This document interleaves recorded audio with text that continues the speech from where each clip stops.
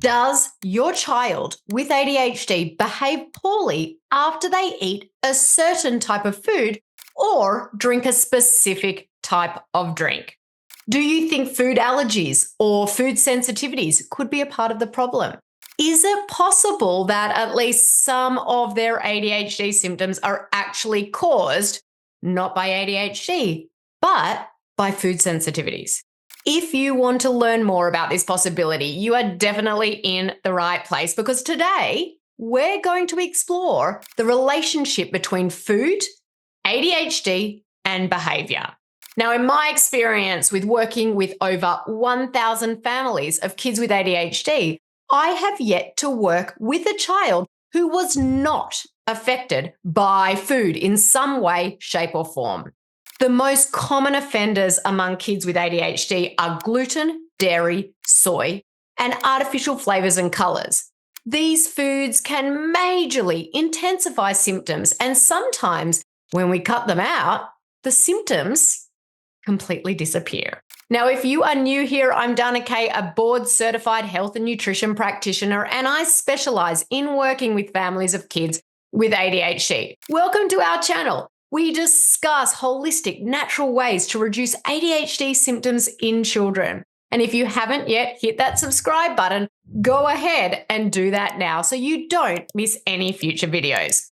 Now, I assume since you're watching that you at least somewhat are familiar with ADHD, but in case you're not, let me share a bit about it. ADHD is a neurodevelopmental condition characterized by symptoms such as inattention, hyperactivity, and impulsivity. These symptoms can significantly affect a child's ability to function in daily life. Now, you might be wondering, what do food allergies or sensitivities have to do with ADHD? Quite a bit, actually. Many people are completely in the dark about how food sensitivities can actually look like ADHD. And what I mean is that though a child might be displaying common ADHD symptoms, it's actually possible that it's something else. Something like food sensitivities are actually to blame for the symptoms. So once the trigger foods are removed from the diet and the gut is able to heal, then the symptoms can go away completely. Food allergies or food sensitivities occur when the body's immune system reacts to specific food. Gluten sensitivity involves adverse reactions to gluten, which is a protein that's found in wheat, barley, and rye. Dairy intolerance involves difficulty digesting lactose and other proteins found in milk and dairy products. And there is research to support that the fact that food sensitivities and allergies, including sensitivity to gluten and dairy, are actually more prevalent among individuals with ADHD than in the general population.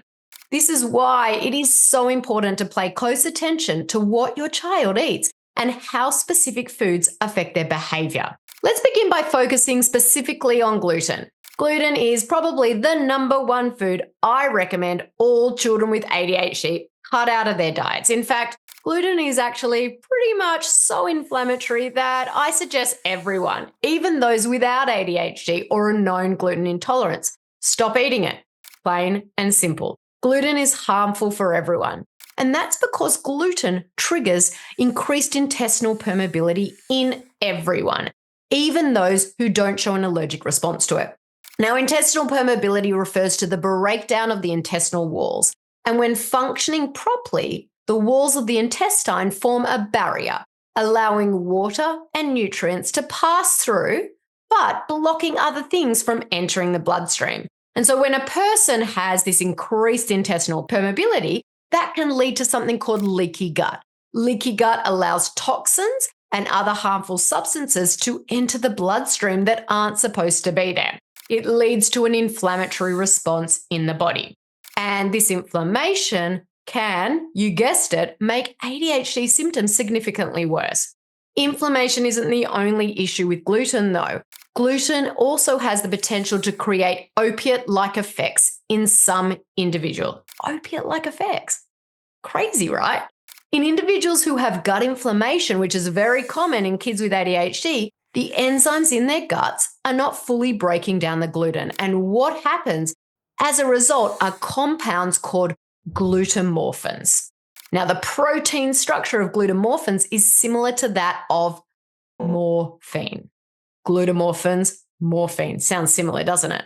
Now, these glutamorphins are absorbed into the bloodstream. They cross the blood-brain barrier, and then they bind to opiate receptors in the brain and the gastrointestinal tract. So think about people who are addicted to morphine.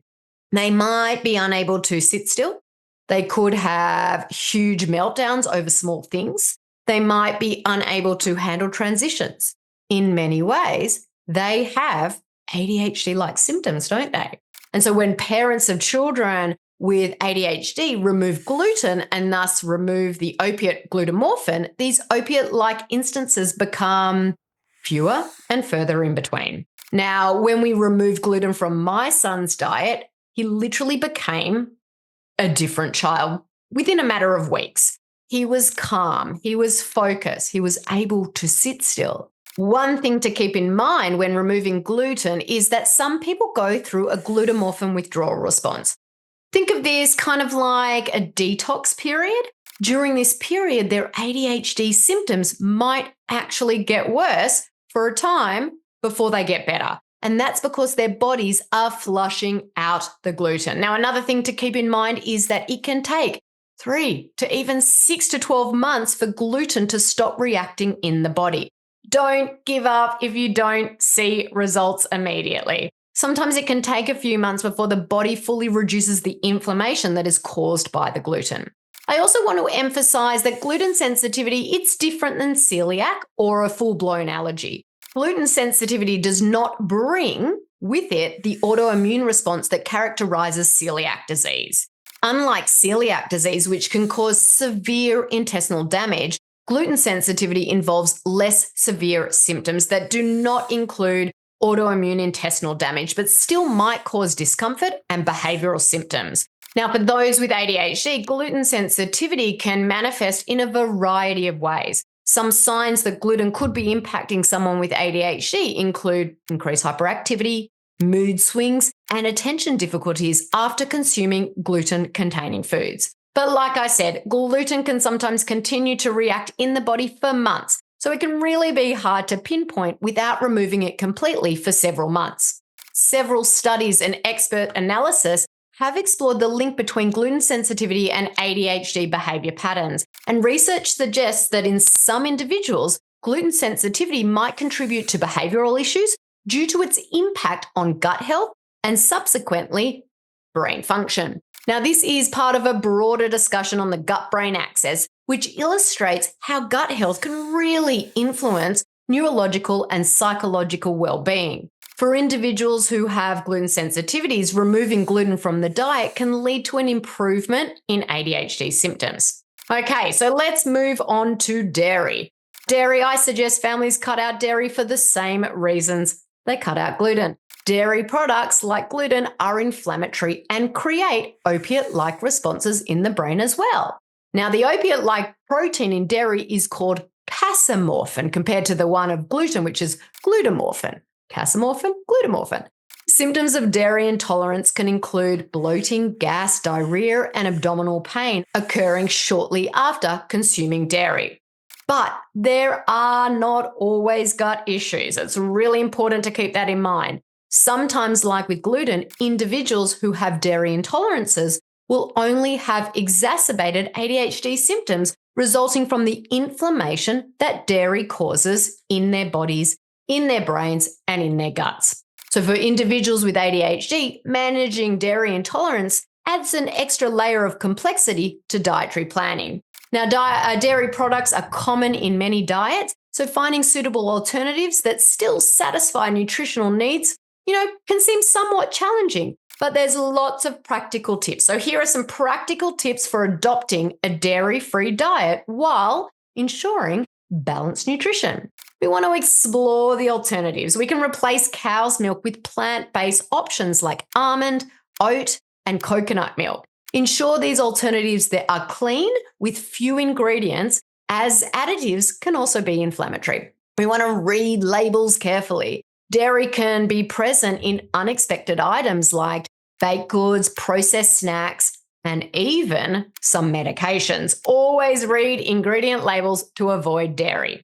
You're probably thinking about, what about calcium? We want to incorporate other calcium-rich foods. To maintain that adequate calcium intake, include other calcium-rich foods in your diet like leafy greens, broccoli, almonds. Okay, you can also hide those leafy greens in so many other things if your kiddos don't like them. Now, I also mentioned 2 other foods that I recommend families remove because of their frequent effects on kids with ADHD. These 2 foods are soy and artificial flavors and colors. There are 2 primary reasons I recommend families avoid soy. First of all, approximately 95% of soy products come from genetically modified crops, or GMOs. GMOs are linked to many health problems. They damage the digestive system and kill off that good bacteria in your gut. Because most of the soy in foods today come from GMO plants, it's best to cut soy out of the diet altogether. Now, the overproduction of soy is also a problem. Soy is actually one of the largest United States farmed commodities. It's heavily processed, it has a high yield, and it is often containing glyphosate, which is pesticide residue. Because of this mass production, it also is snuck into a variety of foods at an alarming rate. The second reason I suggest families of children with ADHD remove soy is because soy is an endocrine disruptor. And when eaten in excess, it can have adverse effects on the balance of hormones in your body. It also contains isoflavones, which act like estrogen in the body. And since many breast cancers need estrogen to grow, eating an excess of soy could increase the risk of breast cancer. Now, as far as artificial flavors and colors, I have talked about the dangers of these foods quite a bit. So I'm definitely going to add a link to a video or 2 into the video description below. Now, let's move on to some strategies to help deal with these food sensitivities. Now, elimination diets involve removing specific foods or ingredients, like I mentioned here, gluten, dairy, soy, artificial flavors and colors from the diet for a period. Then, if you decide to systematically reintroduce them to observe any changes in behavior or physical health. So here are some steps to take if you want to give these elimination diets a try. You really want to start with a plan. You want to consult with a healthcare provider or dietitian before starting an elimination diet, especially for children, to ensure that the diet is conducted safely and nutritiously. You want to keep a detailed food diary. Before, during, and after the diet, keep a diary of what's eaten and any changes in symptoms. And this record can really help pinpoint specific foods that may be causing issues. You want to eliminate the suspects, so remove potential triggers from the diet completely for a few weeks or months. I would say a few months to be safe. Common triggers for ADHD, as I mentioned, include gluten, dairy, soy, and artificial additives. So this is where I would definitely start. And then finally, once you've done that for a period of a few months, you can reintroduce gradually. After the elimination phase, you can choose to reintroduce foods one at a time over a period of days, noting any changes in symptoms. This step is crucial to determining which foods, if any, cause adverse reactions. Now, I personally don't think anyone should be eating gluten, so I would not recommend reintroducing it at all. But if you decide to reintroduce, make sure and pay close attention to any changes in behaviors or symptoms. Now, another few things to keep in mind while working on elimination diets is you really want to ensure nutritional adequacy. Removing major food groups can lead to nutritional deficiencies if you are not replacing these foods with other whole, nutrient-dense foods. It's important to find alternative sources for essential nutrients. For example, if dairy is eliminated, ensure that you've got adequate calcium and vitamin D intake from other sources. Number 2 is you really want to diversify the diet. Incorporate a wide variety of foods that are allowed. This not only ensures a range of nutrients, but also makes the diet more enjoyable and sustainable. Number 3 is seek professional guidance. A dietitian or nutritionist can provide recommendations for balanced meals and advice on nutritional supplements if necessary. Then you want to educate yourself and educate your family and friends. Understanding why certain foods are being eliminated and what benefits might be expected can really help motivate adherence to the diet. The best tip that I've got for you today is prepare in advance. Plan your meals, plan your snacks ahead of time to avoid the temptation to eat eliminated foods. Number 6 is, you guessed it, check those labels. Always read food labels for hidden ingredients, especially when dealing with additives and less obvious sources of gluten, dairy, and soy. You want to become kind of like a label reading ninja so that you are making sure that you are not accidentally exposing your child to the foods you are trying to eliminate. So by carefully planning, monitoring, these elimination diets can be a powerful tool in managing ADHD and identifying food sensitivities, leading to better overall management of symptoms and health.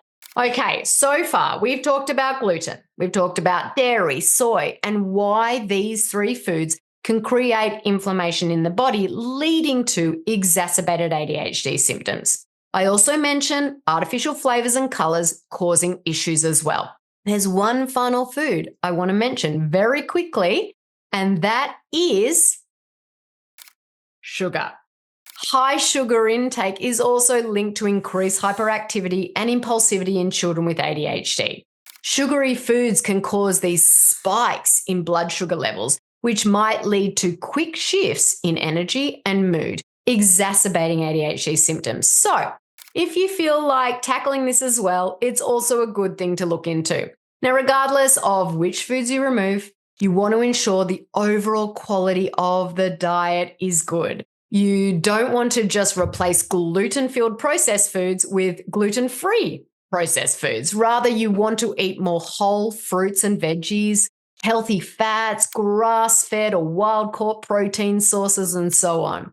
Now, in today's video, we explored the significant roles that food allergies or food sensitivities can play in ADHD. It's important to understand how these food sensitivities might exacerbate ADHD symptoms and to consider dietary adjustments that may help alleviate these effects. Before you make any major changes to your diet, though, it's always wise to consult with healthcare professionals. They can provide personalized advice and ensure that any dietary changes support your child's overall health, their overall well-being, without compromising nutrition. Now, I'd actually love to hear from you guys. If you've experienced changes in ADHD relating to gluten, dairy, artificial flavors, colors, soy, or any other foods, please share your story in the comments below.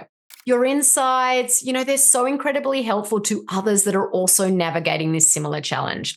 Don't forget to share this video with anyone who might find it helpful. And please subscribe to our channel for more content like this. We really value your time and interest and look forward to bringing you more informative videos on ADHD, on kiddos, and how to naturally reduce those tricky symptoms. Stay tuned for upcoming content, and thanks for watching.